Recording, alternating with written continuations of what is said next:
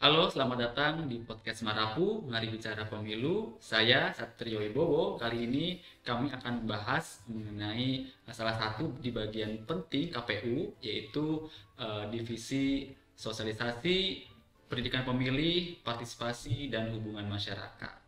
Nah, atau yang biasa disebut dengan Sosdiklik Parmas. Jadi telah hadir bersama kami yaitu narasumber Bapak Dikson Nikyodali atau biasa kami sebut Bapak Diki. Jadi Bapak Diki ini salah satu anggota KPU Kabupaten Sumba Barat Daya dan juga sekaligus sebagai Ketua Divisi Sosdiklik Parmas. Halo Pak Diki, apa kabar? Halo Mas Satrio, kabar baik. Baik, Pak Diki, terima kasih atas waktunya. Pak Diki, kita yang mendasar dulu nih. Bapak kan sebagai Ketua Sosdiklik Parmas ya Pak di KPU Kabupaten Sumba Barat Daya ini. Tolong bisa dijelaskan Pak, divisi Sosdiklik Parmas itu seperti apa? Kegiatan-kegiatan apa yang Bapak lakukan?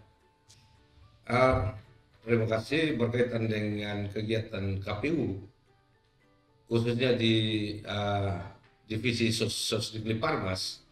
Tentunya banyak hal yang perlu kami lakukan, terutama dalam melaksanakan sosialisasi, baik sosialisasi yang kita laksanakan di sekolah-sekolah, di perguruan tinggi sebagai pemilih pemula. Itu banyak pemilih pemula yang ada di SMA, SMK maupun di perguruan tinggi. Terkait dengan pendidikan pemilih sendiri itu bagaimana kita mengajarkan masyarakat untuk menjadi pemilih yang cerdas. Artinya memahami hak, kewajiban, dan juga pentingnya masyarakat berpartisipasi dalam mensukseskan pemilu maupun pemilihan. Dan juga partisipasi masyarakat itu kita mengajak masyarakat yang ikut serta sebagai pemilih pemula, kelompok disabilitas, dan juga komunitas-komunitas adat itu.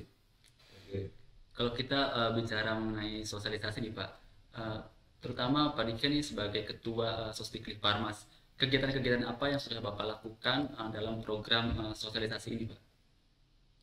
Untuk kegiatan-kegiatan KPU SPD Sumba Barat Daya, KPU Kabupaten Sumba Barat Daya, kegiatan-kegiatan sosialisasi yang sudah kami lakukan itu adalah salah satunya itu sosialisasi tatap muka.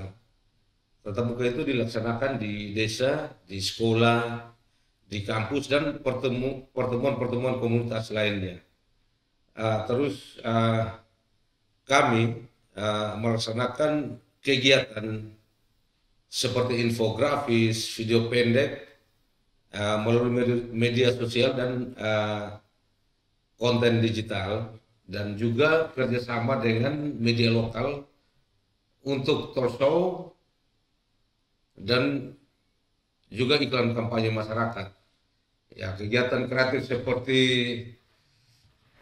jalan sehat, lalu melaksanakan jingle pemilu itu kami laksanakan, dan juga pendekatan komunitas itu yaitu misalnya sosialisasi kita ke pasar, juga sosialisasi kita ke tempat-tempat ibadah, baik ke masjid maupun ke gereja-gereja setempat. Ya, Pak Diki, kan juga nih ada pendidikan pemilih nih Pak.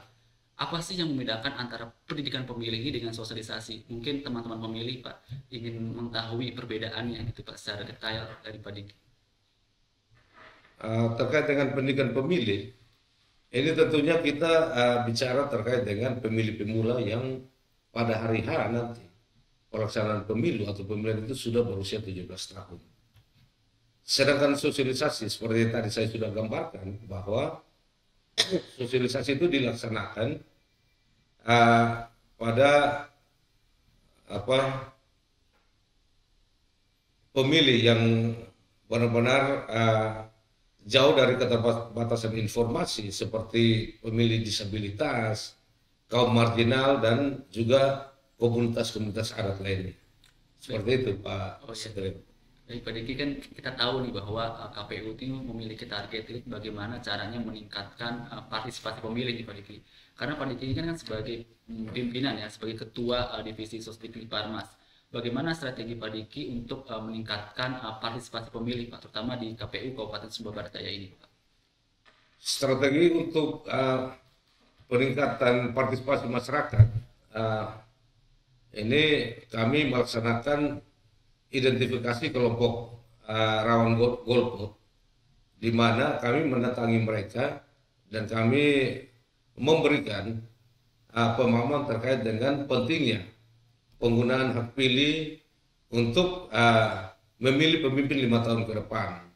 Yang berikut adalah kami membentuk relawan demokrasi, yang dimana relawan demokrasi itu bekerja sesuai dengan basis komunitas masing-masing, dan juga kita meningkatkan aksesibilitas di TPS, khususnya bagi kaum disabilitas yang benar-benar TPS ini adalah TPS ramah disabilitas. Yang berikut, kami menggunakan pendekatan kreatif, seperti kami laksanakan kegiatan seperti konser musik, lalu podcast seperti saat ini, dan juga kampanye digital untuk menjangkau anak muda.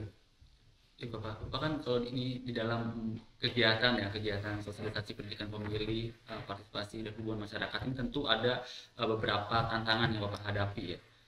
Kalau bisa diceritakan Pak, tantangan terbesar apa yang Bapak hadapi dalam menjalankan tugas di divisi Sosdik Parmas ini Pak? Sebenarnya kalau bicara tentang tantangan ini, Mas Satrio, cukup banyak. Tentang bagaimana kami melaksanakan sosialisasi secara maraton, kami melaksanakan itu, kami bertemu dengan masyarakat, kami bertemu dengan pihak-pihak, dalam hal ini lembaga pendidikan, baik perguruan tinggi maupun sekolah-sekolah menengah atas maupun sekolah menengah kejuruan. Itu kami menyampaikan pentingnya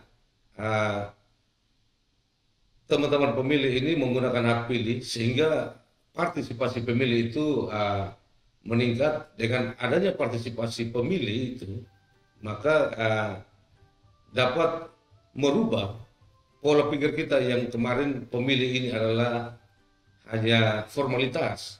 Tetapi saya mau sampaikan bahwa pemilih, ketika kita menggunakan hak pilih kita, maka kita juga dapat menentukan nasib bangsa kita 5 tahun ke depan.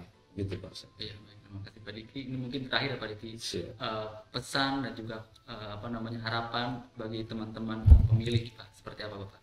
Ya, untuk harapannya saya berharap bahwa pemilu kita ini bukan hanya kita datang ke TPS memberikan suara, tapi kita datang ke TPS untuk menentukan pilihan kita berdasarkan rekam jejak, dan juga kita memilih pemimpin yang benar-benar bisa membawa aspirasi masyarakat untuk 5 tahun ke depan. Ya, baik, terima kasih Pak Diki atas waktunya. Baik teman pemilih, tadi juga kita sudah mendengarkan penjelasan dari Pak Diki selaku Ketua Divisi Sosdik Parmas KPU Kabupaten Sumba Barat Daya, bagaimana beliau ini meningkatkan partisipasi pemilih, karena itu merupakan salah satu bagian terpenting di Divisi Sosdik Parmas ini Pak ya. Dan juga teman pemilih, demokrasi itu milik kita bersama. Jadi pemilu itu bukan hanya urusan penyelenggara, tapi juga tanggung jawab kita sebagai warga negara. Dan juga teman pemilih juga terus mendukung program penyelenggara dengan cara mengikuti kegiatan-kegiatan KPU di daerah teman pemilih. Baik Pak Diki, terima kasih sekali lagi atas informasi yang telah diberikan kepada teman pemilih di podcast Marapu ini. Baik teman pemilih, terima kasih sudah mendengarkan podcast Marapu pada episode kali ini. Terus dengarkan ataupun saksikan juga episode selanjutnya. Terima kasih, salam KPU melayani. Terima kasih.